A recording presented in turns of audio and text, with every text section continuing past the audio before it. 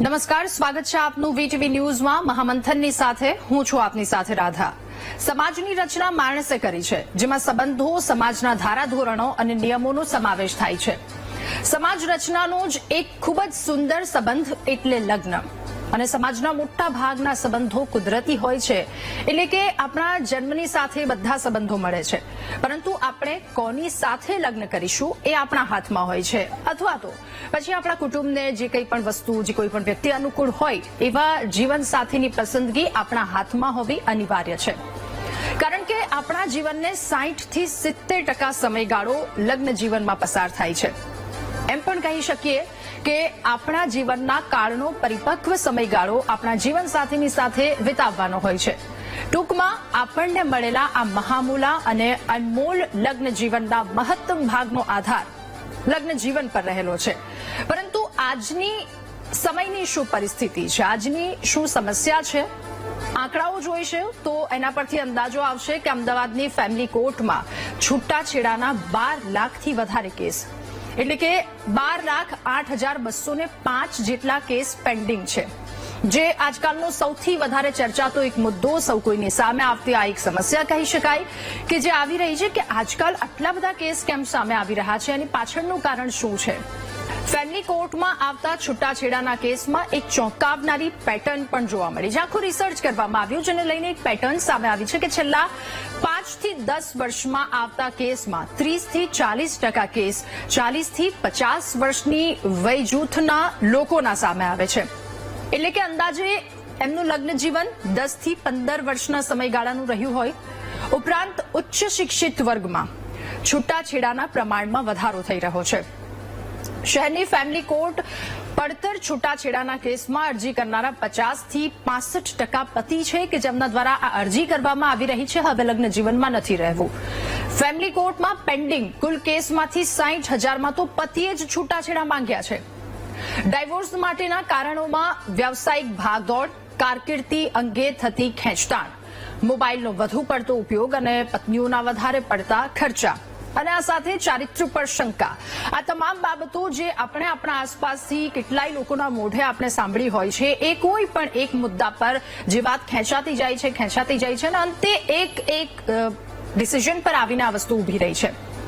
મળતી માહિતી અનુસાર ફેમિલી કોર્ટમાં પડતર 1.28 લાખ એટલે કે 1,28,000 કેસમાંથી 83,000થી વધારે કેસ ઉચ્ચ શિક્ષિત દંપતીઓએ કરેલા છે, જેમની પાસે 2-3 ડિગ્રી છે, જેમના દ્વારા આવા કેસ કરવામાં આવ્યા છે. તો અગાઉની પેટર્ન મુજબ છૂટાછેડા માટે અરજી કરનારા લોકોમાં વય જૂથની મર્યાદા 40 વર્ષથી ઓછી હતી, પરંતુ છેલ્લા 5 વર્ષમાં 40 થી 50 વર્ષની વયે પહોંચેલા અને પછી લગભગ 10 થી 15 વર્ષના લગ્ન જીવન પછી દંપતી છૂટા પડી રહ્યા છે. અને છૂટાછેડા માંગનારા દંપતીઓમાં મોટા ભાગના ડોક્ટર, એન્જિનિયર્સ, વેપારી, બિઝનેસમેન, આ બધા જ વ્યક્તિઓ છે. લગભગ 1200 જેટલા કેસ એવા છે કે જેમાં પતિ અને પત્ની બંનેમાંથી 3 થી વધારે ઊંચી ડિગ્રી મેળવી ચૂક્યા છે.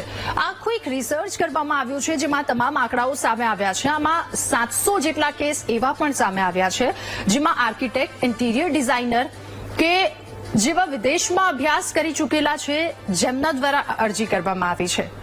નિવૃત્તિની વયે છૂટાછેડા માંગવાના કેસ પણ સામે આવ્યા છે. 25,600 જેટલા કેસ સામે આવ્યા છે. એટલે આ બધી વાત, આ બધા એંગલ પરથી સવાલ એક થઈ રહ્યો છે કે જિંદગીના પથમાં વિચારોનો મેળ કેમ નથી થતો. અને એ જ રીતે કે જિંદગીનો તમારો સૌથી મહામૂલો સમય, અડધી જિંદગી 50 થી 60% જેટલી તમારી જિંદગી જે વ્યક્તિની સાથે કાઢવાની હોય છે, તો ત્યાં વિચારોનો મેળ કેમ નથી આવતો. લગ્ન જીવનમાં તકરારના કેસમાં વધારા થઈ રહ્યા છે. આ વધારા થવા પાછળના કયા એવા કારણો છે કે જેના કારણે આ પરિસ્થિતિ આજે આવીને ઉભી રહી ગઈ છે, અને આ પરિસ્થિતિમાં આપણે સૌ કોઈ આવીને ઉભા રહી ગયા છે, સમાજ આવીને ઉભો રહી ગયો છે. સુખી લગ્ન જીવન માટે કઈ બાબતોનું ધ્યાન રાખવું ખૂબ વધારે જરૂરી છે. આપણે જે કહેવાય છે prevention is better than cure. અને દાંપત્ય જીવનમાં નાની તકરાર એ મોટું સ્વરૂપ કેમ ધારણ કરે છે. ક્યારેક એવું પણ બનતું હોય છે કે નાની નાની વાતો, નાના ઝઘડા એટલું બધું ઉગ્ર સ્વરૂપ ધારણ કરી લે છે કે અંતે અરજી સુધી પહોંચી જાય છે, અંતે ડાયવોર્સ સુધી પહોંચી જાય છે. પરંતુ અહીંયા સમજવાની એ જરૂર છે કે પછીની હાલત શું હોય છે, એ પરિવારની કહી શકાય, એ બાળકોની હાલત કહી શકાય, આમાં પછી શું, અને અથવા તો આ જે પરિસ્થિતિમાંથી બે વ્યક્તિઓ છૂટા પડી રહ્યા છે તો એ કઈ પરિસ્થિતિમાંથી, કઈ માનસિકતામાંથી પસાર થઈ રહ્યા છે કે એ છેલ્લા સ્ટેજ સુધી પહોંચવાનું તેમના દ્વારા વિચારવામાં આવ્યું છે. પતિ પત્ની વચ્ચે ઝઘડામાં અહમની દિવાલ જે ઊભી થઈ હોઈ શકે, એ દિવાલ કેવી રીતે તૂટી શકે, અનેક સવાલો છે જેનો જવાબ મેળવવાનો પ્રયત્ન કરીશું આજના મહામંથનમાં.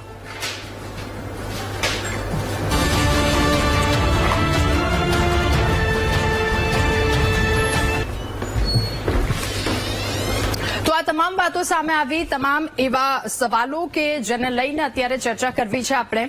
આમાં એક વાત તો એ પણ સામે આવી રહી છે કે આજકાલ પોતપોતાના બિઝી શેડ્યુલમાં લોકો એટલા બધા વ્યસ્ત છે કે ઓફિસથી ઘર આવ્યા પછી એકબીજાને સમય નથી આપવામાં આવતો, જેના કારણે આ ક્યાંક તકરાર એક ઊભી રહી શકે. અનેક એવા કારણો છે, એક્સ્ટ્રા મેરિટલ અફેર પણ કહેવામાં આવી રહ્યું છે કે એના કારણે પણ આટલા સંબંધો તૂટી રહ્યા છે. ખૂબ વધારે સંઘર્ષ. આજનો સમય એવો છે કે એક વ્યક્તિ કમાશે અને ઘર ચાલી જશે, એ વસ્તુ એના પર ટકી રહેવું અથવા તો એ જ વાત પર જે જૂની પદ્ધતિથી ચાલતા આવ્યા છે ત્યાં થોડુંક જો કદાચ એક વસ્તુ વિચારવામાં આવે તો એ થોડુંક કપરું, થોડુંક અઘરું લાગે એ પ્રકારનું છે. તો સતત સંઘર્ષમાં અને સતત ટેન્શનમાં રહેતો એક વ્યક્તિ ઘરે આવે છે ત્યારે એના દ્વારા કેવું બિહેવ કરવામાં આવે છે ઘરના વ્યક્તિઓ સાથે. બીજી એક કમ્પ્લેન એક કોમન જોવા મળી રહી છે એ પણ કે ફોનનો વધારે પડતો યુઝ કરવામાં આવી રહ્યો છે. એના કારણે ઘરના બાળકોને સમય નથી આપવામાં આવતો, પત્નીને સમય નથી આપવામાં આવતો. 60% જેટલા એવી અરજી છે કે જેમાં પતિએ સામેથી અરજી આપી છે કે લગ્ન જીવનમાં હવે લાંબુ નથી રહેવું. ત્યારે પતિની બેજવાબદારી અથવા તો પત્નીની બેજવાબદારી એ લગ્ન જીવનમાં સવાલ અનેક થઈ રહ્યા છે. બીજી વાત એ પણ કે આજની આ જે પરિસ્થિતિ છે, આજનો જે લોકોની રહેવાની ઢબ છે, આ બધામાં લોકો એટલા બિઝી છે, સાથે સાથે પોતાની એક માનસિકતાની સાથે લોકો અને એક છૂટની સાથે તમામ લોકો જીવવા માંગે છે, એ સ્ત્રી હોય કે એ પુરુષ હોય. અને આ બધાની વચ્ચે આ બધા કેસ વધી રહ્યા છે. એ આંકડો લાખ સુધી પહોંચ્યો છે. છેલ્લા થોડા સમયના આ કેસ સામે આવ્યા છે જે ખરેખર ખૂબ ચિંતા ઉભી કરી રહ્યા છે કે આપણે કઈ જગ્યા પર આવ્યા છે. અને જો આ છૂટા પડી રહ્યા છે તો એની પાછળ એ વ્યક્તિની શું એવી પરિસ્થિતિ છે, એ કયા સ્ટેજ પર આવીને ઉભા છે જેના કારણે એમના દ્વારા ડિસિઝન લેવામાં આવ્યું છે. બંને વ્યક્તિ, પતિ કે પત્ની કોઈ પણ હોઈ શકે, પરંતુ ચર્ચવાનો સવાલ, ચર્ચવાની વાત એ પણ અહીંયા થઈ જાય છે કે પાછળ બાળકોની હાલત શું, એ પહેલાની પદ્ધતિ શું હતી અને ત્યારબાદની પદ્ધતિ શું છે.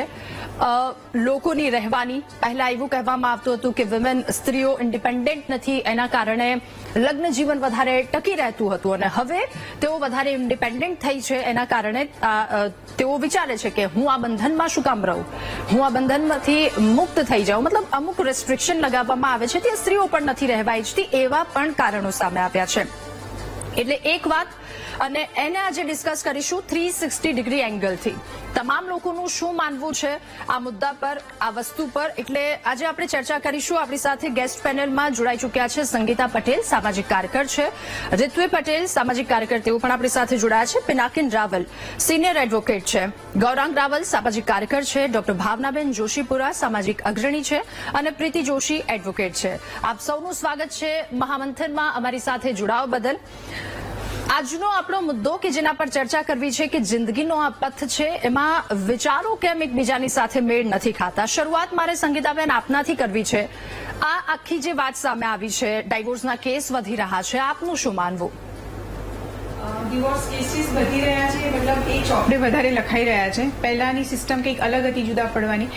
પરંતુ મારું માનવું એ છે કે જ્યારે લગ્ન જીવનની શરૂઆત કરીએ છીએ તો જ્યારે છૂટાછેડાથી આપણે વાત શરૂ કરીએ તો છૂટાછેડા લેતા પહેલા મીડિયેશન એક આવે છે વચ્ચે, એવો મૂકવામાં આવેલો છે ન્યાયતંત્રની અંદર ભાગ, કે જેની અંદર એમને વિચારવા માટે સમય આપવામાં આવે છે, બે જણની ગેરસમજ દૂર કરવાનો એક પ્રયાસ કરવામાં આવે છે. હું એવું માનું છું કે છૂટાછેડા વખતે આ પ્રયાસ કરવાની જગ્યાએ જ્યારે બે જણા એકમેક સાથે બંધાય છે, બંધનમાં જીવનની અંદર હમસફર બને છે, તો એ વખતે જો એટલો થોડો સમય લઈ લે અને એકબીજાને સમજવાની કોશિશ કરે અને બંને જણા જીવનમાં શું કરવા માંગે છે વિચારી લે અને પછી જોડાય, તો મને લાગે છે કે આ ઇસ્યુમાં થોડે ઘણે અંતરે આપણે કંઈક ન્યાય આપી શકીએ. બીજી વસ્તુ એવી છે કે જ્યારે લગ્ન જીવનમાં આપણે આગળ વધીએ છીએ ત્યારે અત્યારના જે જનરેશન છે એની અને વાત કરીએ તો લવ મેરેજીસ કે એકબીજાની સાથે પ્રેમ થયો અને આપણે આગળ વધી ગયા તો એ વખતે એ નથી સમજતા કે લવ એ તો ટેમ્પરરી છે, પણ જ્યારે લગ્ન જીવનમાં સાથે જોડાય છે ત્યારે જવાબદારી બહુ મોટી આવે છે ને એમાં પરિવારોને જોડાવાનું છે,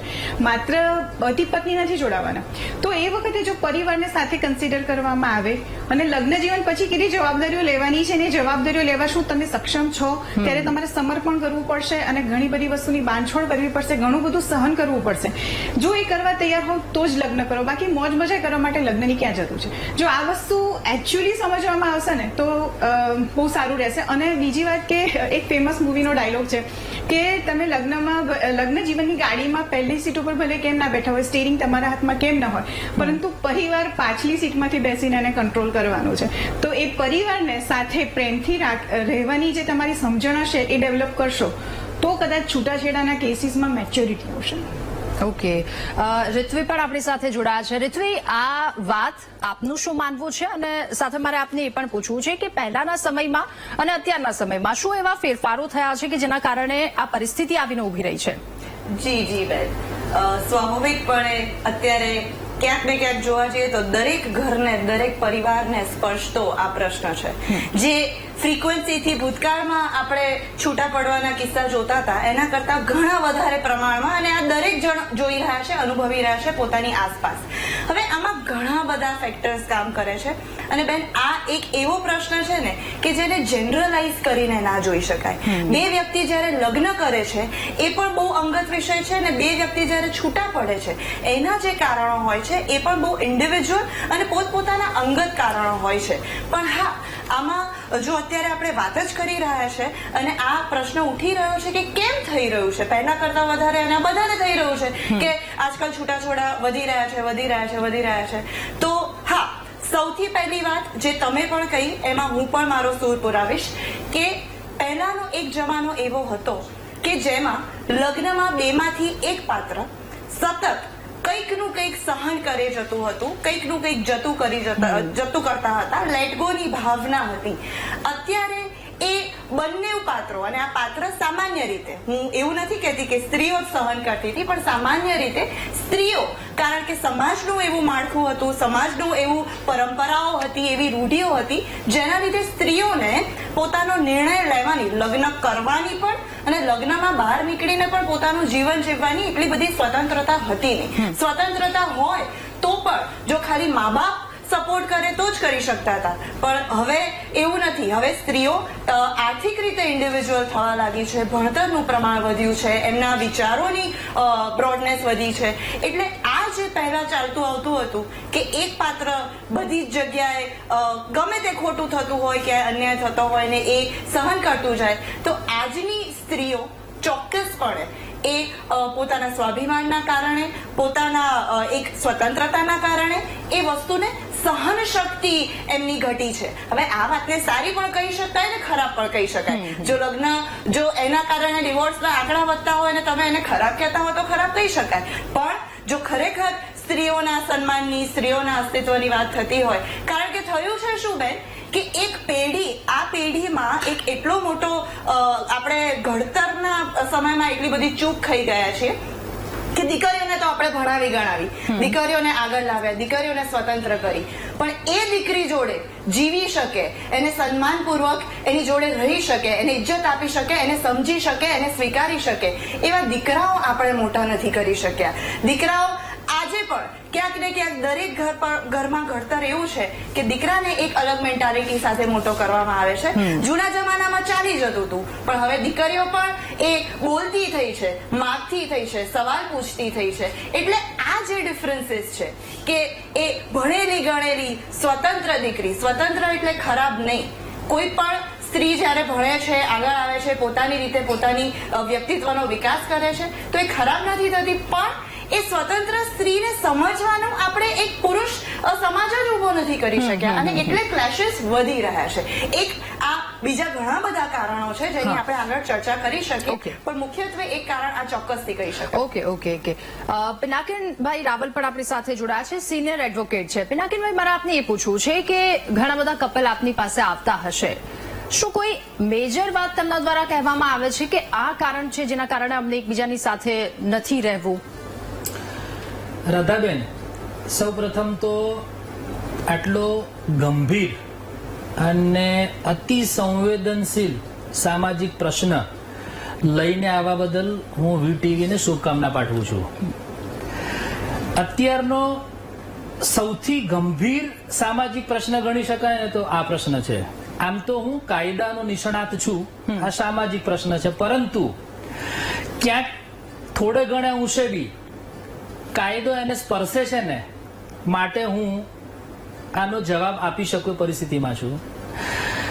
છે ને, આ બાબતોથી વધારે નજીક અમે છીએ. એટલા માટે છીએ કે આમ તો કેવું હોય છે કે જ્યારે નાના મોટા ઇસ્યુને લઈને જ્યારે પતિ પત્ની વચ્ચે કોઈ પણ પ્રકારનો એક ખટરાગ ઉભો થાય ને, ત્યારે વકીલ પાસે આવતા હોય છે, વકીલની સલાહ લેતા હોય છે.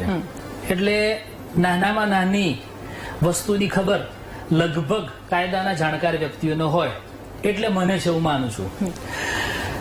દરેક વ્યક્તિની જુદી જુદી રીત હોય, દરેક વકીલની જુદી જુદી રીત હોય. મારી ત્યાં જ્યારે કોઈ આવા પ્રશ્ન લઈને કાં તો પતિ અથવા તો પત્ની બંનેમાંથી કોઈ એક વ્યક્તિ આવે ને, તો હું એને પહેલા એક હોમવર્ક આપું છું. એ હોમવર્ક એવું આપું છું ને કે ભાઈ, તમે જ્યારથી એકબીજાને ઓળખતા થયા, અથવા તો જ્યારથી તમે સૌ પ્રથમ વખત મળ્યા, અથવા તો જ્યારથી તમારું વેવિશાળ થયું, ત્યારથી માંડી અને લગ્ન થયું, લગ્ન પછી ક્યાં કેટલા વર્ષ શું થયું, અને ત્યાર પછી આટલા વર્ષ પછી અત્યારે તમારા બંનેની વચ્ચે જે ખટરાગ ચાલી રહ્યો છે, એ આખી ઘટનાઓ તમે મને લખીને તમારા સ્વહસ્તે લખીને મને આપો. પછી આપણે એનું અધ્યયન કરીએ. એટલે આપને નવાઈ લાગશે બેન કે 40, 50, 70 પાનાથી 100, 150, 200 પાના સુધી લખીને લાવનાર વ્યક્તિઓ અમારી પાસે આવતી હોય છે. આ દરેક ઘટનાઓનું અધ્યયન આપણે કરીએ ને, તો એ શોકિંગ લાગશે કે કેવા પ્રકારના પ્રસંગોને લઈને પતિ અને પત્ની વચ્ચે ખટરાગ ઉભા થતા હોય છે. નાનામાં નાની કે જે આપણને વિચાર ના આવે એવી બાબતોને લઈને પણ પતિ પત્ની વચ્ચે ખટરાગ થતા હોય છે. જેમ કે ઘણા કિસ્સાઓમાં એવું હોય છે કે પત્ની એવું કહેતી હોય છે કે મને મારા પતિ છે એ ગાડી લઈ કે ગાડી ચલાવવા દેતા નથી, જેમ કે મારા પતિ મને બહાર જવા દેતા નથી. આવા અને અમુક પ્રસંગો એવા છે કે હું જાહેરમાં કહી શકું એવું નથી. એટલે નાનામાં નાની વાત ને લઈ અને પતિ પત્ની વચ્ચે આ એક નાનકડો ખટરાગ ચાલુ થાય, પછી એક બહુ મોટી ગંભીર પરિસ્થિતિ સર્જાતી હોય છે. હું એવું માનું છું કે આ બધી ઘટનાઓ જોતા સૌથી જે એનું બેઝ કહેવાય ને, એ સહનશીલતાનો અભાવ. બેને કહ્યું એમ, આજે હું કોઈ એક વ્યક્તિ કે કોઈ એક પાત્રની વાત નથી કરી રહ્યો, હું બંને પાત્રોની વાત કરી રહ્યો છું. ખાલી પત્નીમાં સહનશીલતાનો અભાવ એમ નથી કહેતો, પતિમાં પણ સહનશીલતાનો અભાવ હોય છે. ઘણીવાર નાની નાની વાતે ગુસ્સે થઈ જવું. કદાચ એવું બને કે ઓફિસમાં કંઈક બન્યું હોય અને ઓફિસનો ગુસ્સો હોય અને આવીને પત્ની ઉપર કાઢતા હોઈએ. એક દિવસ હોય તો ચાલે, રોજ રોજનું થઈ શકે, અને પછી છે ને આ એક ખાઈ વધતી જતી હોય છે. હવે આપણે અત્યારે ખાલી છૂટાછેડાની વાત કરીએ છીએ, પણ બેન એનાથી આગળ જઈને આપને વાત કરું. જ્યાં સુધી છૂટાછેડાની વાત છે ને, ત્યાં સુધી લગભગ રોજના 179 જેટલા કેસીસ છૂટાછેડાના ફાઇલ થાય છે. આપણને તો ખાલી છૂટાછેડાનો આંકડો ખબર છે, પરંતુ પતિ પત્ની એટલે કે જે મેટ્રિમોનિયલ ડિસ્પ્યુટને લઈને જે બીજા બધા કેસીસ, જેમ કે 498 અથવા તો ડોમેસ્ટિક વાયોલન્સ, જુદા જુદા કાયદા નીચે જે જુદા જુદા કેસીસ, જેમ કે બાળકોની કસ્ટડીની વાત આવે, તો આ મેટ્રિમોનિયલ ડિસ્પ્યુટને લઈને ખાલી 179 કેસ રોજ એવું નહીં, જેને આપણે ગણવા જઈએ તો અસંખ્ય કેસીસ રોજ દાખલ થતા હોય છે. એનું મૂળ મેં આપને કહ્યું એમ કે સહનશીલતાનો અભાવ. બીજી એક નાનકડી વાત 2 મિનિટમાં, 1 જ મિનિટમાં પૂરી કરીશ કે સંગીતાબેનને કહ્યું, બહુ સરસ વાત કરી. બીજો એક કારણ એવું પણ હોઈ શકે કે વિભક્ત કુટુંબ એટલે કે સંયુક્ત કુટુંબથી બહાર જઈને. પહેલા કેવું હતું કે પહેલા આ કેસીસ જે છે ને એનો રેશિયો અત્યારે વધતો જાય છે. પહેલા આટલો નહોતો. એનું કારણ શું? તો પહેલા બધા સંયુક્ત કુટુંબમાં રહેતા હતા. સસરા છે, સાસુ છે, નણંદ છે, મોટા ભાઈ ભાભી છે, નાના ભાઈ ભાભી છે, બાળકો છે. એટલે આ જે આખો એક પરિવાર હતો ને એ એક સાથે રહેતો હતો ને. એટલે પેલું કહેવાય ને કે એક કહેવત છે ને ગુજરાતીમાં કે ભાઈ ઘરડા ગાડા વાળે. એટલે એનો લાભ બધાને મળતો હતો. અત્યારે આ જે કુટુંબ, જે સંયુક્ત કુટુંબનો જે કોન્સેપ્ટ છે ને આખો ગાયબ થઈ ગયો છે. બધાને ન્યુક્લિયર ફેમિલીમાં સંયુક્ત. હું આપને એક નાનકડી વાત બિરદાવું કે સંગીતાબેનને ફોર્ચ્યુનેટલી હું ઘણા વર્ષોથી ઓળખું છું. એક સુંદર મજાનું કામ, કલા સૂર્ય ફાઉન્ડેશન નામનું એક ફાઉન્ડેશન ચલાવે છે, એનજીઓ ચલાવે છે. એક સુંદર કામ શું કરી રહ્યા છે કે 2 પેઢી કે 3 પેઢી કે 4 પેઢી ને એક સાથે લાવે છે. એ લોકોને એવોર્ડ આપે છે. જે અત્યાર સુધી આપણે એમ કહે ને કે આટલા વૃદ્ધાશ્રમ ખુલ્યા, આ વૃદ્ધાશ્રમમાં મા બાપને આ લોકો મૂકી આવે છે, વૃદ્ધાશ્રમમાં આવી સેવા થાય છે. જો વૃદ્ધાશ્રમ ના ખોલાવવા માટે પ્રયત્નશીલ હોય તો મેં સંગીતાબેનને કામ કરતા જોયેલા છે.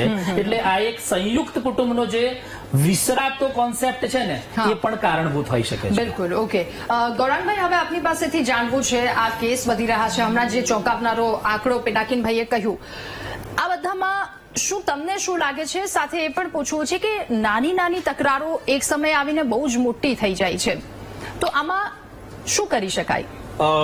સૌથી પહેલા તો જે નાની વાત ને આપણે જેને નાની ગણીએ છીએ એ બની શકે કે ખરેખર બહુ સબ્જેક્ટિવ વાત હોય. દરેક વ્યક્તિ માટે નાની વાત અને મોટી વાત બહુ અલગ વાત હોય છે. પિનાકીનભાઈ એક ઉદાહરણ આપ્યું, ઉદાહરણ જ હું લઉં કે મને મારો પતિ બહાર નથી જવા દેતો. હવે એ બની શકે કે આથી 20 વર્ષ પહેલા, 30 વર્ષ પહેલા એ બહુ નાની અને સહજ વાત હોય. પણ જે રીતે શિક્ષણ વધ્યું છે, જે રીતે એક્સપોઝર વધ્યું છે, જે રીતે દુનિયા આગળ વધી રહી છે, જે રીતે આર્થિક સામાજિક રીતે બહેનો સક્ષમ થઈ રહી છે, ત્યારે એની વ્યાખ્યા ફ્રીડમની એ પણ બદલી રહી છે. તો બની શકે કે કોઈ બેન માટે ખરેખર બહુ મોટી સમસ્યા હોય કે મારો પતિ મને ગાડી લઈને બહાર નથી જવા દેતો, અને એ બિલકુલ કારણ હોઈ શકે. અને પર્સનલી હું માનું તો એ બિલકુલ વેલિડ રીઝન છે જ્યારે કોઈ આઝાદીની વાત હોય. બીજી વસ્તુ એ છે કે જે રીતે સામાજિક કલંક ડિવોર્સને લઈને 20-30 વર્ષ પહેલા હતું, એમાં બહુ મોટો ફરક આવ્યો છે. 30 વર્ષ 40 વર્ષ પહેલા એવું કહેવાતું કે છોકરી પાછી ઘરે આવી છે. અત્યારે કે છે કે ભાઈ એનું ઘર જ્યાં એને નહોતું ગમતું, એને નહોતું બનતું, એ જે હિંસા થતી હતી, માનસિક, શારીરિક કોઈ પણ પ્રકારની હિંસા અથવા તો તકરાર હતી, એને છોડીને આવે છે. આપણે બહુ જ વાયરલ વિડીયો જોયો હતો જ્યારે એક બાપ એની દીકરીને પાછા લઈને આવે છે એના સસરાથી ઢોલનગારા સાથે કે બેટા મેં તને વિદાય કરી હતી ઢોલનગારા સાથે, અને તે કઈ જ કલંક નથી, તારી કોઈ જ ભૂલ નથી, તું તારા બાપના જ ઘરે પાછી આવી છે, તારા પોતાના ઘરે પાછી આવી રહી છે, અને એમાં કઈ ખોટી વાત નથી. જે રીતે કાયદાની માહિતી અને કાયદાનો એક્સેસ વધ્યો છે એ પણ એક બહુ મહત્વની વસ્તુ છે. અને હું personally, this is my personal opinion, મારું એવું માનવું છે કે જો લગ્ન જીવનમાં કોઈ પણ તકરાર તમને સુખ ના આપતી હોય, શાંતિ ન આપતી હોય, અને જો બે લોકો એવું નક્કી કરે કે મારે અલગ થવું છે, તો એમાં કંઈ ખોટું નથી. અને જે રીતે અપેક્ષાઓની જે વાત છે કે દરેક પ્રકારની અપેક્ષાઓ જે અલગ અલગ વધતી હોય છે. એક લગ્ન જીવનમાં એક હનીમૂન પીરિયડ હોય છે, અને હનીમૂન પીરિયડ પતે પછી તમારી રિયલ બેટલ શરૂ થતી હોય છે. અને એમાં જરૂરી નથી કે બંને સાથીઓ જેને નક્કી કર્યું હતું કે આપણે 7 જન્મ સુધી સાથે રહેશું, એ 7 વર્ષ પર સુધી પણ રહે. જે પ્રકારની માહિતી પિનાકીનભાઈએ કીધી કે કાયદાની માહિતી જે રીતે આવે છે, સોશિયલ મીડિયા થ્રુ આવે છે, ઘણા ડિવોર્સને તો બહુ ગ્લેમરાઇઝ પણ કરવામાં આવે છે. એટલે that food B one of the reasons કે જે લોકો માને છે કે ઠીક છે મારે નથી નિભાવવું, તો હું આમાંથી બિલકુલ આગળ નીકળી જવા માંગુ છું. અને એક છેલ્લી વાત હું તમને કહું છું કે પુરુષની માનસિકતા, ઋત્વીબેને બહુ જ સાચી વાત કીધી, આઈ કમ્પ્લીટલી અગ્રી. સામાજિક મુદ્દાઓ પર હું વર્ષોથી કામ કરું છું, અને મારું સંપૂર્ણપણે એવું માનવું છે કે આપણે સ્ત્રીઓના સશક્તિકરણ માટે જેટલું કાર્ય કર્યું છે એટલું પુરુષોના સશક્તિકરણ, ખાસ કરીને એના માનસિક સશક્તિકરણ માટે કામ નથી કર્યું. પુરુષોને આપણે પિતૃસત્તાક માનસિકતામાંથી બહાર લાવવામાં ક્યાંક ને ક્યાંક અસક્ષમ રહ્યા છે. થોડા ઘણા જે અંશે જે પુરુષો બદલ્યા છે, એમની માનસિકતા બદલી છે, તે આપણને એક પેરાડોક્સ, વિભિન્ન, બિલકુલ અલગ પ્રકારની માનસિકતા જોવા મળે છે. એક પુરુષોની માનસિકતા એ હોય છે કે મારે મારી પત્ની સાથે નથી બનતું તો હું એને કલંક રીતે નથી જોતો, જો મારા ડિવોર્સ થશે તો હું એને કોઈ પ્રેશર કે ખરાબ વાત રીતે નથી જોતો, આપણે છૂટા પડી જઈએ એ પણ એની મરજી હોય ત્યારે એને કલંક નથી જોતો, એટલે એ ફ્રીડમ મળે છે. અને બીજું, જે પિતૃસત્તા સાથે બંધાયેલી માનસિકતા વાળો પુરુષ છે એ વધારે આ વસ્તુને જટિલ બનાવે છે. અને એની સામે જ્યારે સ્ત્રી છે એ સક્ષમ બની છે ત્યારે એની સામે લડે છે અને ડિવોર્સ લે છે.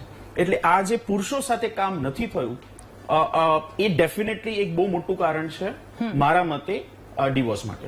તો ગૌરંગભાઈ, તમને એ નથી લાગી રહ્યું કે હવે એના પર કામ થઈ રહ્યું છે? જે રીતે ઋત્વીબેને કીધું કે ઘરે આવીને સાંજે, મતલબ છોકરાઓને પણ દીકરાઓને પણ એ જ શીખવાડવું વધારે આવશ્યક છે કે ઘરે આવીને સાંજે તારે પણ એટલું જ કામ કરવું પડશે જેટલું તારી પત્ની કરે છે. હવે ક્યાંક એ શીખવાડવામાં આવી રહ્યું છે? બિલકુલ, એ શરૂઆત થઈ છે 100%. હું એની વાત નથી કરતો, પણ જેટલી કમ્પેરેટિવલી આપણે બહેનો સાથે જેટલું કામ કર્યું છે એટલું પુરુષો સાથે કામ નથી થયું આજની તારીખમાં. તમે જેન્ડર રોલ્સ જોઈ લો, તમે જેન્ડર વર્ક જોઈ લો, એ બધી જ રીતે આપણે જોઈએ. આજે હું તમને કહું છું ને કે આજે દાખલા તરીકે હું માનું કે હું આજે એવું સ્ટેટમેન્ટ આપું કે ડિવોર્સ માટે સૌથી વધારે જવાબદાર પુરુષો છે, તો મારા સોશિયલ મીડિયા પર સૌથી વધારે કમેન્ટ્સ પુરુષોની આવશે. કેમ આપણે એક્સેપ્ટ નથી કરી શકતા કે પુરુષો આજની તારીખમાં પિતૃસત્તાક વિચારસરણી સાથે બંધાયેલા છે? ઓકે. ડોક્ટર ભાવનાબેન પણ આપણી સાથે જોડાયેલા છે. ભાવનાબેન, તમને શું લાગે છે જે ડિવોર્સના કેસ વધી રહ્યા છે એની પાછળ કયા કયા પરિબળો જવાબદાર છે, અને આ મુદ્દા પર તમારું શું કહેવું? ખાસ કરીને હું એડવોકેટ પણ છું અને સોશિયલ વર્કર પણ છું. કાઉન્સેલિંગ અને મેડિએશન સાથે જોડાયેલી છું. જે અમારું જે આકલન છે કે આ કેસો બનવાના કારણ એક તો અણસમજ, નાસમજ અને ગેરસમજ, આ જે 3 બાબત છે એની ઉપર ખૂબ મોટી એક બાબત છે. એટલે કોઈને સમજવું નથી એક બાબત કે હું સમજવા નથી માંગતો, ક્યાંક ગેરસમજ છે. ધારો કે ભાઈ બહુ મોટી નોકરી કરતો હોય અને રાત્રે એને મોડું થાય અને પછી શું છે કે એની નોકરી પણ એવી હોય કે એને ત્યાંના સ્ત્રી ઓફિસરના ફોન આવી શકે. સ્ત્રીઓ પણ જ્યારે બહુ મોટું કામ કરતી હોય એ પણ મોડી આવે અને એના એવી જવાબદારી હોય કે એને પણ ભાઈઓના ફોન આવે, ઉભય પક્ષે, એવું નથી કહેતી એક પક્ષે. તો આ બધી બાબતમાં ગેરસમજ જે પ્રવર્તે અને આ જે ગેરસમજ છે એને સંવાદમાં પરિણમે નહીં, એટલે વિવાદ છે એ વકરતો જાય, એવું એક બાબત. અણસમજ, નાસમજ, ગેરસમજ બહુ મોટો વિષય છે અને એને ઉકેલવાની ગાંઠ વધતી જાય. જ્યાં સંવાદ છે ને ત્યાં ખરેખર ખૂબ જ શાંતિ છે. અને વિવાદ એ વાતચીત ન કરે, વાતચીતનો દોર રહેવો જોઈએ. એક તો આ ચર્ચા થઈ ને આ પબ્લિકલી, એ પણ બહુ સારું છે. બીજી બાબત છે કે ક્યાંક બધું જ છે, ચાલો પૂર્ણ સમજણ છે, બધુંય છે, પણ સામાજિક આર્થિક પરિબળ, અપેક્ષા ઉભય પક્ષે હોઈ શકે, પણ સ્ત્રીની એક લગ્ન થાય ત્યારે મારો પરિવાર, મારા બાળકો, મારે એને ભણાવવા, અને આ સ્થિતિમાં જરૂર આપણે વાત કરીએ છીએ કે આ જેન્ડર બાયસ, આપણે વાત કરીએ છીએ જાતિગત સમાનતાના સંદર્ભમાં પ્રતિબદ્ધતા, પણ ક્યાંક એ સ્ત્રી ઘણું કરવા માંગતી હોય તો પણ કરી નથી શકતી, કારણ કે એની જે સ્કિલ ડેવલપમેન્ટ એન્ડ લિટરસી, કૌશલ્યવર્ધક તાલીમ અને સાક્ષરતા બંને સાથે ભેગા કરીને, તો એક સામાજિક આર્થિક પરિબળ બહુ જ કેસો મેં જોયા છે કે બે છેડા ભેગા ન થતા હોય. અને આપને કહું કે અનેક કેસમાં, હજી મેં કાલે જ એક દીકરીને કીધું કે તને સિલાઈ સંચો હું આપું, તું શીખી જા, તું ઘરે બેસીને કામ કર, તારું ચિત્ત એમાં લાગશે, તને આવક પણ થશે, તો પૂરક રોજી રોટીના આયામ. એ બીજી બાબત છે. ત્રીજી બાબત છે જે ખાસ કરીને જે અણસમજ, નાસમજ ને ગેરસમજમાં, મેં ગેરસમજ માટે કીધી ને, વહેમ અને શંકા. તો ભલા વહેમ છે તો વહેમનો ક્યાં ઈલાજ છે? અને એ એટલો બધો એ વધતો જાય કે વ્યક્તિ એને મિટવીત ન થઈ શકે, એનાથી કંટાળી જાય. તો એક જે છે વહેમ અને શંકા. ચોથી જે બાબત છે એ લગ્નેતર સંબંધો, ઇલિસિટ રિલેશન્સ. અને વિચાર કરો કે આ યુગમાં જે લિવ ઇન રિલેશનશિપ જે બાબત આવી, અને એમાંથી અનેક કુટુંબો ભાંગતા થયા. જે એવું નથી, ઉભય પક્ષના કેસો આવે છે કાઉન્સેલિંગ સેન્ટરમાં પણ.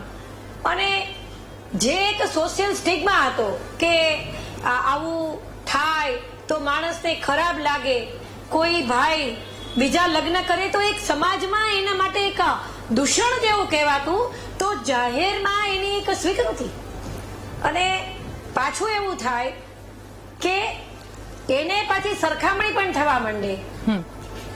જ્યારે લગ્ન 2 કે 3 થાય ને ત્યારે મારે અનેક કેસોમાં મેં જોયું છે કે એ લોકો કમ્પેરિઝન કરે. તો આ સ્થિતિમાં એક લગ્ન પૂર્વેની એક સમજણ, લગ્ન છે એ તો બંનેના એકબીજાના અવલંબનથી ટકે. અને આમ કહેવાય છે કે સ્ત્રી કુટુંબને પરણે છે, એ કુટુંબમાં કઈ રીતે ભળવું. હા, ચોક્કસ અત્યારે મહત્તમ લોકોને એમ છે કે હું આમાંથી મારે છૂટું રહેવું છે. શું કામ? તો એને થઈ જાય છે, એટલો બધો ભાર થઈ જાય છે કે એને નોકરી કરતી હોય, એને ડ્યુઅલ રિસ્પોન્સિબિલિટી છે, અને એ સ્થિતિમાં એને જે માનસિક વ્યગ્રતા, ઉગ્રતા અને ભાર વચ્ચે એવું નક્કી કરે કે મારે આમાંથી મુક્ત થવું છે. હું એકલી રહું તો કદાચ આને મેળવી જ કરી શકું. જે સંયુક્ત અને વિભક્ત કુટુંબની બાબત છે એનો પણ અમે સર્વે, અમે રિસર્ચ છે, અને મારું તો આખું PhD social impact of woman empowerment, મહિલા સશક્તિકરણની સામાજિક અસર, એનો કાયદાકીય અભ્યાસ. આ બધી સ્થિતિમાં જે પ્રી મેરેજ કાઉન્સેલિંગ, જે મને એમ લાગે છે કે રાષ્ટ્રીય મહિલા આયોગે હમણાં એક નવો વિષય એક રાષ્ટ્રીય ફલક ઉપર ઉમેરી અને ગુજરાતમાં, અમદાવાદમાં પહેલું જે સેન્ટર પણ સ્ત્રી ચેતનાના માધ્યમથી શરૂ થયું છે. તો આ એક પ્રી મેરેજ કાઉન્સેલિંગ, અને counselling plays very big role માણસને જે સમજણના ભાવ તરફ. અને અમારો અનુભવ છે કે કેટલાક લોકો, આપને કહું કે છૂટાછેડા થયા પછી ફરીથી એની સાથે લગ્ન કરવાના કેસો પણ મારી પાસે ઘણા છે. અને ઘણા કેસો બેન કહેશે આખી જિંદગી લઈશ ભરણ પોષણ, ભાઈ કે હું આપીશ, અને કદાચ ભરણ પોષણ વધારવાની અરજી ન કરીને તો ભાઈ એના ખાતામાં મોકલે વધારે પૈસા. આ સ્થિતિમાં જે પછી જે કઈ પહેલા બન્યું હોય, પહેલા કજિયો થયો અને પછી છેલ્લે આજે જ હજી ગઈકાલે એક બેન મળી કે મેં કીધું શું છે હવે તારામાં, તો તારે બધું નક્કી થયું? ના, મારે તો એની સાથે હવે બહુ વાતચીત થઈ છે, અને હવે ઈ મને હું ત્યાં જઈશ અને મારા માટે ઘર લેવાનો છે. ક્યારે? નિવૃત્ત. ઘણા ભાઈઓ નિવૃત્તિના સમયે બેનનું એકાઉન્ટ માંગે કે મારે એનું નામ આપવાનું છે. બેન તો આખી જિંદગીની સાથે રહી નથી, તો આ એકબીજા પ્રત્યે એને પ્રેમ અને લાગણી છે, પણ ક્યાંક જતું કરવાની ભાવના, ક્યાંક એનો ઈગો હર્ટ થતો હોય, ક્યાંક એને કોઈક બીજી વસ્તુ રોકે.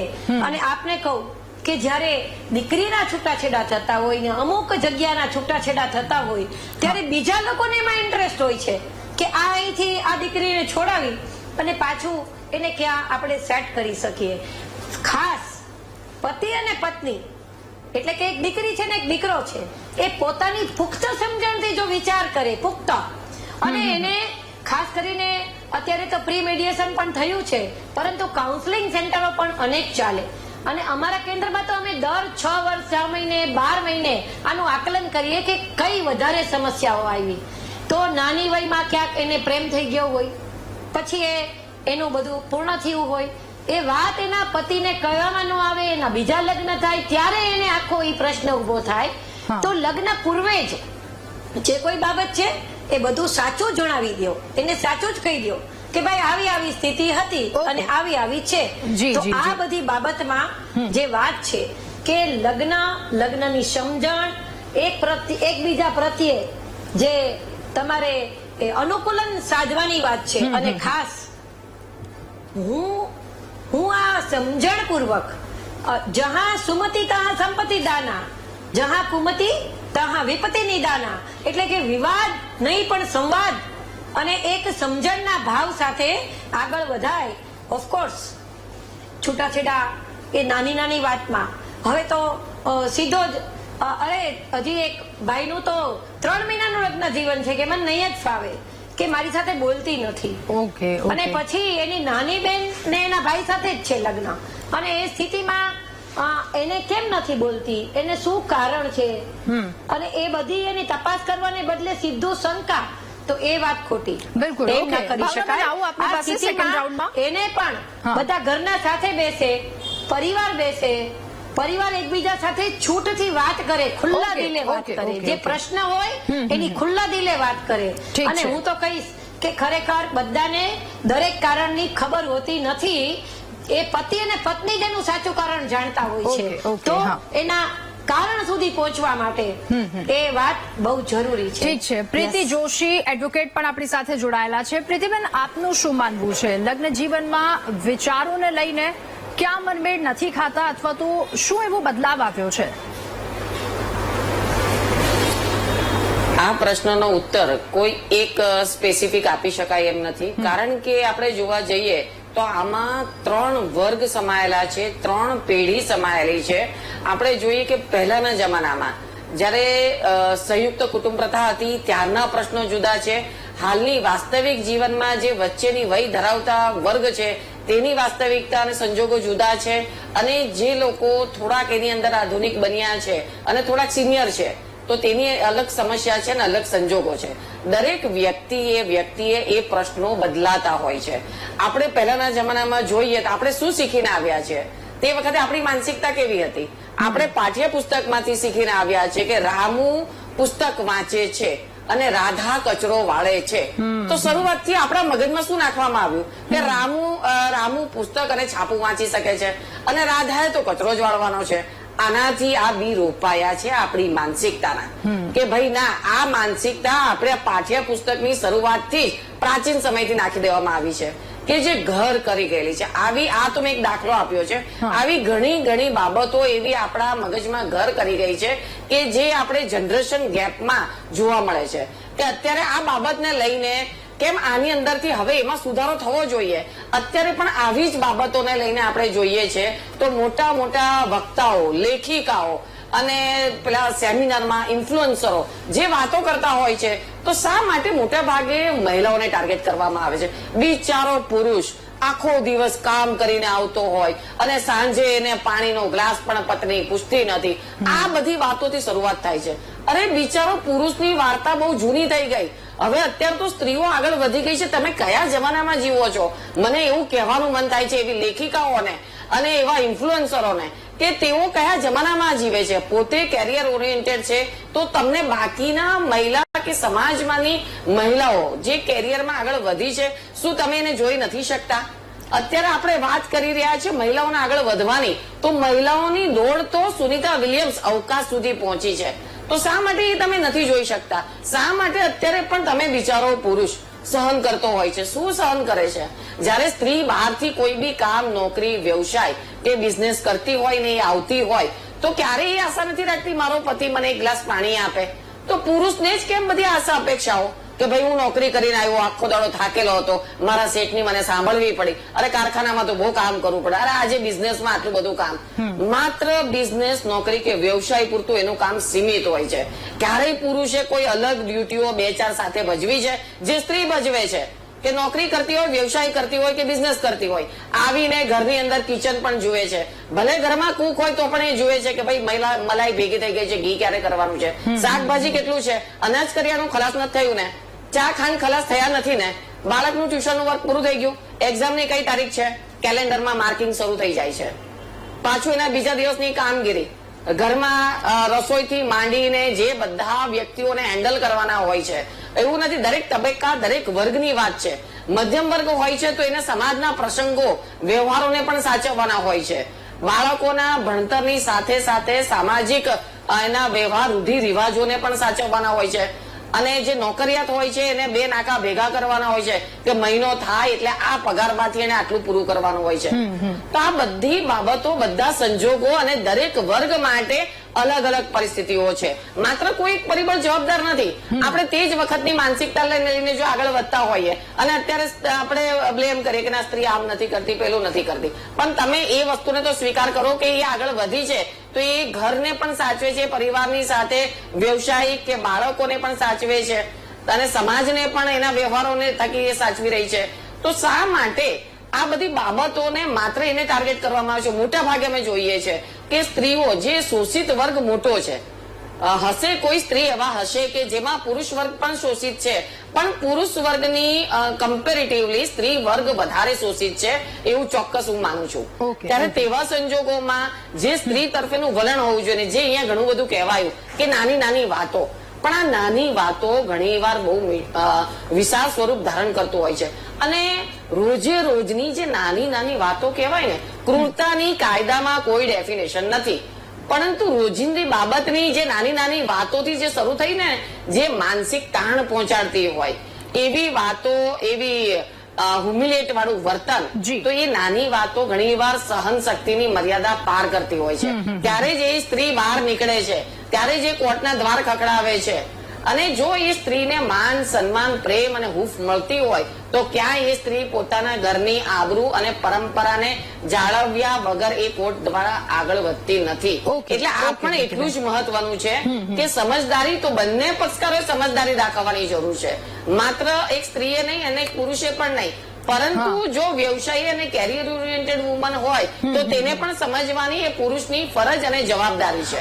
અને આપણે જોવા જઈએ તો મધ્યમ વર્ગ પીસાતો હોય છે મોંઘવારીમાં. એવી જ રીતે એની અંદર જે તકરારો ઉભી થાય છે કે સમાજને લઈને વ્યવહારો, પૈસાની ઉણપ, અને એને કારણે પિયરમાંથી પૈસા લાવવાની દબાણ, અને ખાસ કરીને પિયર પક્ષ તરફથી જે ખાસ કરીને સાસુઓનું જે દબાણ હોય છે બે પક્ષમાં, ત્યારે તેવા સંજોગોમાં પતિ પત્ની વચ્ચે અણબનાવો ઉભા થવાના પ્રસંગો વધારે બનતા હોય છે.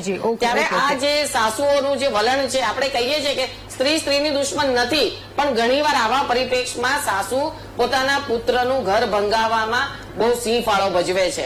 એવું અમને લોકોએ અનુભવ્યું પણ છે ને એવા કેસો પણ આવેલા છે. અને જયારે બીજો એક વર્ગ છે જે મોટી ઉંમરે, તમારો જે સળગતો પ્રશ્ન છે કે જે 40-50 ની ઉંમરે કોર્ટમાં જાય છે, તો એનું કારણ બી એવું મહત્વનું છે કે બંને કેરિયર ઓરિએન્ટેડ છે, બંને વ્યક્તિઓ પોતે સક્ષમ છે, બંને ભણેલા શિક્ષિત છે, પરંતુ પોતાને એકબીજાની હૂંફ અને લાગણીથી વંચિત રહી જાય છે. વિશ્વાસ અવિશ્વાસ પર પરિણમે છે. અને એમાં સોશિયલ મીડિયાનો બહુ સિંહ ફાળો હોય છે. ગેસ્ટ પેનલમાં 6 લોકો જોડાયા છે અને લેટ ગો કરવાની ભાવના નથી હોતી. જે વાત તેમના દ્વારા કરવામાં આવી, અલગ અલગ મુદ્દા પરથી, અલગ અલગ જગ્યા પરથી તેમના દ્વારા જે એક વસ્તુ પર ફોકસ કરવામાં આવ્યું છે એ અલગ હોઈ શકે. અને આમાં ખરેખર ખૂબ અઘરું છે કે એક કારણ પર આવી અને એ કારણને લઈને એનું નિવારણ લાવવામાં આવે એ બહુ જ અઘરું છે. કારણ કે કોને શું પ્રોબ્લેમ છે અને પ્રોબ્લેમ કેટલી વધારે મોટી છે, કેટલી ઓછી છે. હવે એના સમાધાન તરફ આગળ વધીશું, પરંતુ મહામંથનમાં હાલ રોકાઈએ બ્રેક માટે. Welcome back. ખૂબ જ ગંભીર પ્રશ્ન પર ચર્ચા કરી રહ્યા છીએ અને ફેમિલી કોર્ટ દ્વારા જે આંકડા બહાર પાડવામાં આવ્યા છે, આંકડા જે સામે આવ્યા છે એને લઈને ચર્ચા કરી રહ્યા છે મહામંથનમાં કે લગ્ન જીવનમાં જે તકરાર થઈ રહી છે એની પાછળના કારણ શું. એક કારણ નહીં, અનેક કારણ તેની પાછળ હોઈ શકે અને છે પણ ખરા. પરંતુ હવે આમાં શું કરી શકાય? શું એ નાની નાની અમુક વસ્તુ છે ત્યાં કંઈક એવું કામ કરવામાં આવે જેના કારણે આ બચી શકે લગ્ન જીવન? કારણ કે 60 થી 70% જેટલો જિંદગીનો સમયગાળો આપણે એ વ્યક્તિ સાથે વિતાવતા હોઈએ છીએ, વ્યક્તિની સાથે આપણે રાખવાનો હોય છે. તો પછી એમાં શું સારું કરી શકીએ કે બેસ્ટ એક લાઈફ આવીને ઉભી રહી જાય? ફરી એકવાર સંગીતાબેન, આપની પાસે મારે પૂછવું છે કે હવે આમાં શું કરી શકાય? આપના મતે શું લાગી રહ્યું છે કે આપણે બંને પક્ષથી પોતપોતાનું બેસ્ટ આપી શકીએ? સૌથી પહેલા તો આપણે એ કરી શકીએ કે જ્યારે લગ્ન જીવનની શરૂઆત કરીએ અથવા તો રિલેશનશીપની શરૂઆત કરીએ ત્યારે એક શબ્દ ને એક મંત્ર તરીકે ગોખી લેવો જોઈએ કે વી આર રિપ્લેસેબલ. જ્યારે એ વસ્તુ આપણા મગજમાં 24/7 ચાલશે ત્યારે શું થશે, દરરોજ નવો દિવસ જ્યારે ઉગે છે ત્યારે આપણે આપણા પાર્ટનરને સૌથી સારું બેસ્ટ કેવી રીતે પીરસી શકીએ, એટલે કે સન્માન આપવાનું હંમેશા યાદ રાખવું જોઈએ. બીજી વસ્તુ, એની રિક્વાયરમેન્ટ શું છે, એની પ્રાયોરિટી શું છે, એને શું ગમે છે, શું નથી ગમતું, એ હંમેશા આપણો એક નવો જ વિષય હોવો જોઈએ. પહેલો દિવસ રિલેશનશીપનો હતો ત્યારે આપણું કેવું હતું, એ નવીનતા લાવવાની આપણામાં ટેમ્પટેશન હોવું જોઈએ, એક એ લાવવું જોઈએ. બીજી વસ્તુ કે પૈસા કમાતા શીખ્યા પણ બચાવતા ક્યારે શીખીશું? તો પુરુષો તો વર્ષોથી આ કાર્ય કરી રહ્યા છે, એટલે એમના મગજમાં એ છે કે મારે પૈસા કમાવાના છે, ઘર ચલાવવાનું છે, એટલે એમને એનું અભિમાન નથી આવતું. જો બધાના માટે લાગુ નથી પડતું, ઘણા લોકો બહુ અભિમાની હોય છે અને આજે પણ એ વર્ગ ચાલ્યો આવે છે, પરંતુ હું આ જનરેશનની વાત કરું છું. તો સ્ત્રીઓને આપણે કમાતી કરી દીધી પણ એ પૈસો બચાવતા નથી શીખવાડ્યો. એટલે હંમેશા જયારે સ્ત્રી કંઈક વધુ કમાતી થાય અથવા તો એમ જ ઘરની બહાર કંઈ પણ કરવા નીકળે છે ત્યારે એને એવું ફીલ થાય છે કે હું પણ પૈસા કમાઉં છું, અને એનો રોફ જયારે ઘરમાં બતાવવાનું સ્ટાર્ટ કરે અથવા પતિને બતાવવાનું સ્ટાર્ટ કરે ત્યારે ત્યાં ઈગો ક્લેશ થાય છે. એટલે આપણે એની ઉપર આપણું થોડું લગામ રાખવું જોઈએ. બીજી વસ્તુ એ શીખવી જોઈએ કે જયારે સ્ત્રી અને પુરુષ એક સમાન છે ત્યારે આપણે પતિ પત્ની સાથે નથી રહી રહ્યા, પરંતુ આપણે હમસફર સાથે રહી રહ્યા છે. ત્યારે બંને જણાએ દરેક વસ્તુને સાથે મળીને કરવી જોઈએ. જયારે વાત આવે છે કે મલ્ટીટાસ્કિંગ વર્ક સ્ત્રીઓ કરે છે, ઘર સંભાળે છે, જોબ બી કરે છે, તો પુરુષોએ કેમ નથી કરતા? તો પુરુષોએ શીખવું જોઈએ, પરંતુ ભગવાને જે મગજ આપ્યું છે એમાં સ્ત્રીને એ શક્તિ આપેલી છે કે એ મલ્ટીટાસ્કિંગ કરી શકે છે અને ઘણું બધું દુઃખ વેઠીને પણ બધાને સાથે લાવીને એને એ જે ઘર છે એને સંભાળી રાખવાની એની અંદર એક સૂઝ આપેલી છે. અને જે પુરુષ છે એને માત્ર બળપૂર્વક કામ કરવાનું, એટલે જે વસ્તુની અંદર શારીરિક બળ વધારે વાપરવાનું આવે છે એનામાં એ સ્ટેબિલિટી વધારે છે. બીજી વસ્તુ કે એ મલ્ટીટાસ્કિંગ નથી કરી શકતો અને એક રીતે એ બહુ સરળ છે અને બાળક જેવું છે. તો જ્યારે સ્ત્રી પુરુષ સાથે જોડાય છે ત્યારે એ લોકો એકબીજાની સાયકોલોજી સ્ટડી કરવી જોઈએ. સાયન્સની રીતે વાત કરું છું, મેડિકલની રીતે વાત કરું છું, અને એના પછી જો સાથે જોડાઈશું તો જ્યારે પણ ઝઘડો થાય છે તો એક વ્યક્તિ ચૂપ થઈ જાય. અને બીજું એક વસ્તુ આપણે કરી શકીએ કે જ્યારે રાત્રે સૂઈએ છીએ ત્યારે ગમે તેટલા ડિસ્પ્યુટ્સ હોય, એકબીજાની સાથે વાત કરીએ, ગળે લાગવાનું, ગમે કે ના ગમે ગળે લાગી રહેવાનું 1 મિનિટ સુધી અને પછી સૂવાનું. તો જે આ ઝઘડો આપણે બીજા દિવસે કેરી ફોરવર્ડ કરીએ છીએ દેવું છે અને વધતું જ જાય છે અને માટે આ બધી વસ્તુઓને પ્રોબ્લેમ થાય છે. જ્યારે પણ બંનેના ફેમિલીમાં કંઈ પણ ઇશ્યુઝ થાય છે તો પરિવારના કોઈ પણ એલિગેશન્સ હોય છે, પતિ પત્ની એકબીજાને એલિગેશન નથી મૂકતા અને બસ એ વસ્તુને ધ્યાનમાં રાખી અને 2 વર્ષ ખમી જવાનું. જો 2 વર્ષ આપણે આમને આમ વિતાવી દીધા તો મને લાગે છે કે 2 વર્ષ પછી એ સંબંધ એટલો મેચ્યોર થઈ ગયો હશે કે પછી ઇશ્યુઝ આવશે નહીં. જો તમે એકબીજાને પોતાના લવર જે પહેલા દિવસે હતા એવા છેલ્લા દિવસ સુધી રાખો છો. જી જી જી જી ઓકે. હવે મારે 1 મિનિટની બધાની પાસેથી પ્રતિક્રિયા મેળવવી છે કારણ કે સમયનો અભાવ છે. પિનાકીનભાઈ, હવે આપની પાસે આપના દ્વારા શું એવા પ્રયત્નો કરવામાં આવે છે ઘણા બધા કેસ સામે આવે ત્યારે કે આ લગ્ન જીવન ટકી જાય છે ને? બહુ સુંદર વાત કરું તમને કે પહેલા છે ને લગ્ન જીવન તૂટવાની ઘટનાઓ ઓછી બનતી હતી, અત્યારે વધી છે. પહેલા કેવું હતું કે વેવિશાળ કરવાનું આવે ને ત્યારે સગા અને સંબંધી નો એક ઉપયોગ કરવામાં આવતો ને એમનો હેલ્પ લેવામાં આવતી. એટલે પરિવારમાંથી કોઈ એમ કે મારા કાકી છે કે મામી છે કે ફોઈ છે, એના ભાઈ કે એના બેનનો દીકરો છે કે દીકરી છે. એટલે એ વખતે કોઈ કોન્ક્રીટ મધ્યસ્થી આપણી જોડે હતું. અત્યારે છે ને પરિસ્થિતિ રિવર્સ થઈ ગઈ છે. અત્યારે કોઈ મધ્યસ્થી હોતું નથી. અત્યારે આપણે છે ને જેટલા ટેકનોક્રેટ થઈ ગયા છીએ ને અત્યારે બધું ઓનલાઈન છે. અત્યારે આપણે કોઈ વ્યક્તિ દીકરો કે દીકરી શોધવી હોય ને તો આપણે ઓનલાઈન રજીસ્ટ્રેશન કરાવીએ છીએ અને ઘણી બધી વેબસાઇટ્સ અત્યારે તો ચાલી રહી છે, એનો ઉપયોગ કરી અને એના માધ્યમથી આપણે લગ્ન ગ્રંથિથી જોડાઈએ છીએ. એટલે પહેલાની પરિસ્થિતિ અને અત્યારની પરિસ્થિતિમાં જે ફેર પડ્યો છે ને એનું એક કારણ આ હોઈ શકે. રહી વાત ઉપચારની, તો ઉપચારમાં કેવું છે કે અત્યારે આપણે જોઈ રહ્યા છીએ કે હાઈકોર્ટ અને સુપ્રીમ કોર્ટે ઘણા બધા એવી માર્ગદર્શિકાઓ રજૂ કરેલી છે અને એ માર્ગદર્શિકાઓ પ્રમાણે કેવું છે કે અત્યારે તમે ડિવોર્સ લેવા જાઓ તો તમને તાત્કાલિક ડિવોર્સ મળતા નથી. કોર્ટે 6 મહિનાનો એક લોકિન પીરિયડ નક્કી કરેલો છે કે તમે કન્સેન્ટથી બી ડિવોર્સ ફાઇલ કરો ને તો તમને ડિવોર્સ મળે નહીં, 6 મહિના પછી જ મળે. એનો આશય શું છે? આશય એવો છે કે 6 મહિના દરમિયાનમાં મીડિયેશન કરાવવામાં આવે, કોઈ સંસ્થાઓ અથવા તો સામાજિક અગ્રણીઓને સાથે રાખી અને જો આ વાત સારી રીતે અને શાંતિથી પતી જતી હોય તો એનો સુખદ નિવેડો લાવવામાં આવે. એટલે કોર્ટો તો કોર્ટોનું કામ કરી રહી છે આને બચાવવા માટે, પણ એ બી આપણા માટે થોડીક અઘરી વાત એટલા માટે છે કે કોર્ટોની પણ એક મર્યાદા છે. કોર્ટ ક્યાં સુધી આ કરી શકે? એક છેલ્લી નાનકડી 15 સેકન્ડમાં વાત કરી દઉં કે આજે ફોર્ચ્યુનેટલી હાઈકોર્ટના બહુ જ સિનિયર એડવોકેટ સાથે મારે બેસવાનું થયું. 50-60 વર્ષની એમની પ્રેક્ટિસ હશે અને ફોર્ચ્યુનેટલી કે અનફોર્ચ્યુનેટલી આ મુદ્દો નીકળ્યો કે ભાઈ અત્યારની આ સમાજ વ્યવસ્થા અને એમાં મેટ્રિમોનિયલ ડિસ્પ્યુટનો આજે ઇન્ક્રીઝ થાય છે એ બાબતની ચર્ચા નીકળી. ત્યારે મને એમણે એક સરસ ઉદાહરણ આપ્યું. એમણે મને એવું કહ્યું કે પિનાકીન કે તમે કેટલા વર્ષના લગ્ન જીવન પછી ડિવોર્સ લીધા હોય તમે સાંભળ્યું હશે. એટલે મેં કીધું કે 20, 15, 20, 25, 30 વર્ષે લોકો ડિવોર્સ લેવા આવે છે. ત્યારે મને એમણે એવું કહ્યું કે ના એવું નથી. મેં એક કિસ્સો સાંભળ્યો હતો કે 60 વર્ષના લગ્ન જીવન પછી, એટલે કે એમની ઉંમર 80-82 વર્ષની હતી અને ત્યારે કોર્ટમાં ડિવોર્સ માટેનો કેસ ફાઇલ થયો. થયું એવું કે હસબન્ડ ને વાઇફ આટલી એજ પછી આટલા લાંબા 60 વર્ષના લગ્ન જીવન પછી જયારે એ કોર્ટમાં ડિવોર્સ ની એપ્લિકેશન ફાઇલ કરી છે, રહે છે બંને સાથે, રાધે છે, સાથે જમે છે, સવારે સાથે મોર્નિંગ વોક કરવા જાય છે, સાંજે 5 વાગ્યા પછી એ બંને જણા બાંકડે બેસીને સિંગ ચણા સાથે ખાય છે. અને આવી પરિસ્થિતિમાં પણ તે કોર્ટમાં પણ જઈને ડિવોર્સ માંગી રહ્યા છે. જજ સાહેબ જે છે એ જજ સાહેબ 2 મહિના, 4 મહિના, 6 મહિના, 12 મહિનાથી છૂટાછેડા આપતા નથી. પછી એ અસીલે હસબન્ડે એમ કહ્યું કે ભાઈ આટલા વર્ષથી અમે એપ્લિકેશન કરેલી છે, તમને છૂટાછેડા કેમ નથી આપતા? એટલે એ વખતે જજીસની જે મેન્ટાલિટી હતી કે ના ના આટલા વર્ષની ઉંમરે છૂટાછેડાનો પ્રશ્ન નથી, તો એ કેસને મુદતો ઉપર મુદતો આપી અને એને લંબાવતા હતા. એની પાછળનું રેશનલ એવું હતું કે કદાચ કંઈક રસ્તો નીકળે, બિલકુલ. એટલે સમય આપવામાં આવે. ઋતુબેન, હવે આપની પાસેથી જાણવું છે પ્લીઝ ખૂબ ટૂંકમાં ગૌરંગભાઈની પણ પ્રતિક્રિયા, આપની અંતિમ પ્રતિક્રિયા. જી રાધાબેન, મારું અંગતપણે માનવું છે કે લગ્નને જો ટકાઈ રાખવાની કે લગ્ન જીવન સારું રાખવાની જો વાત કરવી હોય ને તો એની 50% તૈયારી તો લગ્ન પહેલાના સમયમાં કરી લેવાની હોય. આપણે અત્યારે થયું છે શું કે ભણતર અને ઘડતર બેઉ એવું થયું છે કે માહિતીવર્ધક થઈ ગયું છે અને મૂલ્યો ઘટતા જાય છે, એટલે મૂલ્યવર્ધક નથી રહ્યું. એટલે ક્યાંક ને ક્યાંક આ બધી જ લગ્ન કરતા પહેલા લગ્નની માટે તમે રેડી થાઓ, એ સ્ત્રી હોય કે પુરુષ હોય, એ અત્યારના સમય પ્રમાણે, અત્યારની જરૂરિયાત પ્રમાણે, અત્યારની પરિસ્થિતિ પ્રમાણે રેડી હોય અને પછી એ બંધનમાં જોડાય તો પાછળના 50% સોલ્યુશન એમાં આવી જશે. અને પછી સૌથી 4 મહત્વની બાબત જે દરેક લગ્ન જીવન માટે બહુ જરૂરી હોય છે, અહીંયા વાત થઈ ગઈ, એક તો સંવાદ, બીજું છે કે સન્માન, એની પણ અહીંયા વાત થઈ. બીજી 2 મહત્વની વાત છે કે સ્વતંત્રતા અને સુરક્ષા. સામેવાળું પાત્ર જેવું છે એવું એની એક ઇન્ડિવિજ્યુઅલ આઈડેન્ટિટીને, એને સ્વતંત્ર રૂપે એની આઈડેન્ટિટીને સ્વીકારો. એ કદાચ તમારાથી અલગ હોઈ શકે, ભવિષ્યમાં બની શકે આજે આવું છે, 10 વર્ષ રહીને એને કંઈક અલગ ગમતું હોય, અલગ કરવું હોય, અલગ જીવન જીવવું હોય, તો એ સ્વતંત્રતાને એને માન આપો. અને ત્રીજું સૌથી મહત્વનું ચોથું છે એ સુરક્ષા.